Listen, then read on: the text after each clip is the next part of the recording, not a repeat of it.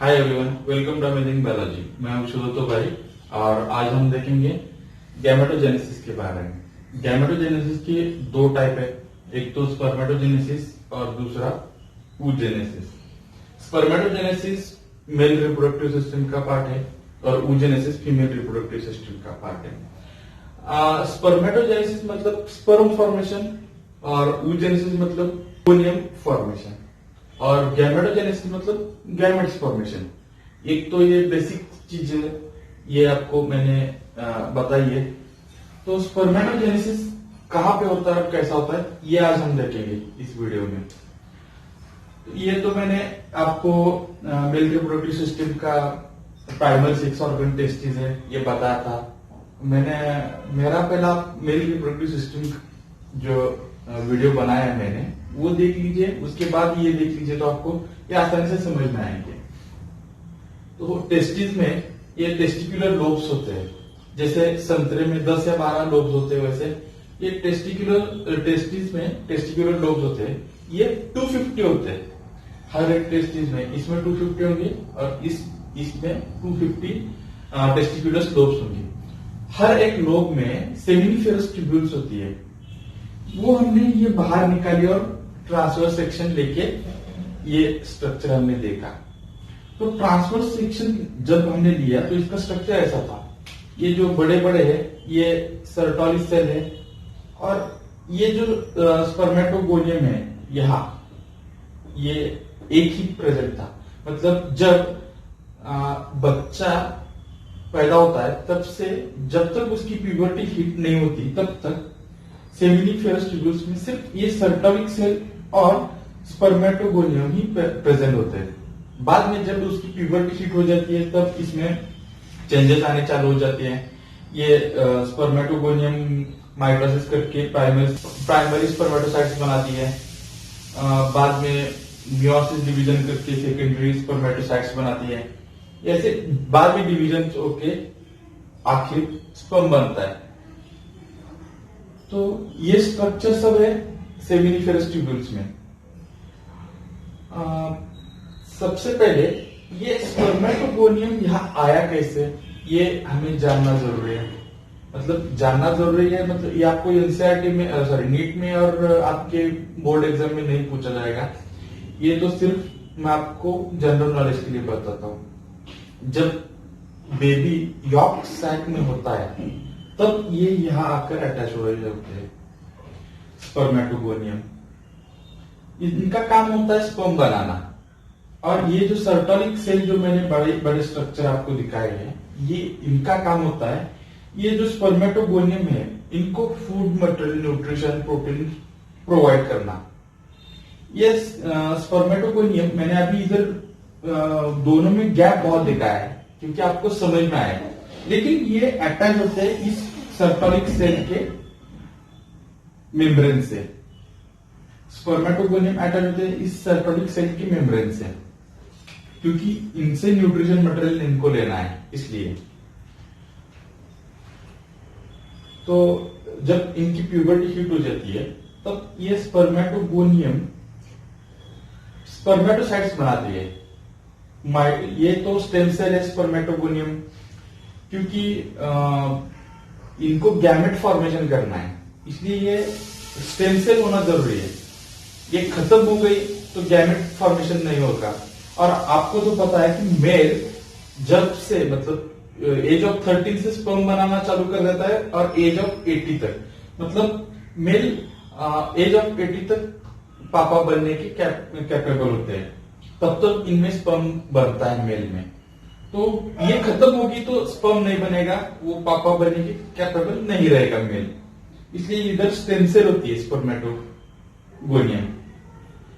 Stem cell grow होना इसका काम है, ये तो आपको पता है। ये माइटोसिस डिवीजन से ग्रो होती है और प्राइमरी स्पर्मेटोसाइट्स बनाती है। मतलब स्पर्मेटोगोनियम अपने जैसे ही इधर ऐसे प्राइमरी स्पर्मेटोसाइट्स बनाएगी, लेकिन ये सभी की सभी प्राइमरी स्पर्मेटोसाइट्स नहीं होंगी। मान लीजिए स्पर्मेटोगोनियम ने एक 50 स्पर्मेटोगोनियम एक अपने जैसी बनाए, मतलब इनका 2n नंबर होता है, 46 क्रोमोसोम इस स्पर्मेटोगोनियम में होता है, वही उसके जैसे ही copy to copy 46 chromosome 46 spermatogonium इन्होंने बनाए हेल्प ऑफ माइटोसिस डिवीजन से। तो सभी के सभी ये प्राइमरी स्पर्मेटोसाइट्स नहीं होंगे, ये अपने पास कुछ बचा देगी, उसमें से एक 20 ही प्राइमरी स्पर्मेटोसाइट्स होगी, बचे हुए 30 वो सभी स्पर्मेटोगोनियम ही होंगे। जो प्राइमरी स्पर्मेटोसाइट्स होंगे इनमें मियोसिस डिवीजन होता है। मियोसिस की तो आपको पता है कि दो टाइप है, मियोसिस 1 मियोसिस 2, ये दो फेजेस है। तो मियोसिस 1 में जब प्राइमरी स्पर्मेटोसाइट्स जब मियोसिस फर्स्ट डिवीजन करती है तो ये सेकेंडरी स्पर्मेटोसाइट्स बनाती है, और सेकेंडरी स्पर्मेटोसाइट्स मियोसिस सेकंड करके ये स्पर्मेटिड्स बनाती है। स्पर्मेटिड्स एक तो राउंड शेप का होता है और एक बदसूरत सा स्ट्रक्चर होता है, इससे स्पर्म फॉर्मेशन होता है। तो आप बोलेंगे ये तो राउंड है, बदसूरत सा स्ट्रक्चर है, तो ये स्पर्म कैसे बनेगा? तो इसके बाद स्पर्मेटोजेनेसिस प्रोसेस होके ये हमारे जो स्पर्मेटोजोआ है ये बनेंगे, और ये अटैच रहेंगे इस सर्टोरिक सेल से। इस सर्टोरिक सेल से इनका हेड अटैच रहेगा, क्योंकि एक तो ये सभी की सभी जो स्ट्रक्चर मैंने बनाया है स्पर्मेटोगोनियम से स्पर्मेटिड्स तक, ये सभी के सभी इस सर्टोरिक सेल से अटैच है, क्योंकि फूड मटेरियल लेने के लिए। तो ये जो स्पर्मेटोजोआ होंगे ये भी अटैच होंगे सर्टोरिक सेल से, और इसके बाद ये रिमूवल होंगे। इसको एक अलग टर्म है, वो है स्पर्मिएशन, सॉरी। ये जब अलग होंगे और इस ल्यूमेन में आएंगे, इसको हम कहेंगे स्पर्मिएशन। तो ये स्ट्रक्चर मैंने आपको कैसे कैसे स्टेजेस है ये बताया, ये मैं इधर लिख कर बता रहा हूं आपको, लिख कर। स्पर्मेटोगोनियम होता है ये ग्रीन कलर का, इधर जो कलर मैंने यूज किया है वही इस राइटिंग में कलर यूज किया है। जो स्पर्मेटोगोनियम ग्रीन कलर से दिखाया है, इधर भी ग्रीन कलर से दिखाया है। ब्लैक कलर से प्राइमरी स्पर्मेटोसाइट दिखाया है, इधर भी ब्लैक कलर से मैंने लिख दिया है। सेकेंडरी स्पर्मेटोसाइट रेड कलर से है, इधर भी मैंने रेड कलर से दिखाया है। ऐसे कलर कॉम्बिनेशन करके आपको याद करने में आसानी होगी, इसलिए मैंने बताया। तो स्पर्मेटोगोनियम माइटोसिस डिवीजन करती है, क्योंकि ये स्टेम सेल है। इनका माइटोसिस डिवीजन में होता क्या है कि 46 क्रोमोसोम ही आगे की जनरेशन में आएंगे, मतलब ये अपनी कॉपी टू कॉपी आगे की जनरेशन का सेल बनाएगी। ये माइटोसिस का काम है। माइटोसिस डिवीजन में यही एक मेन रूल है, अपनी कॉपी की सेम आगे की जनरेशन में कॉपी होना चाहिए।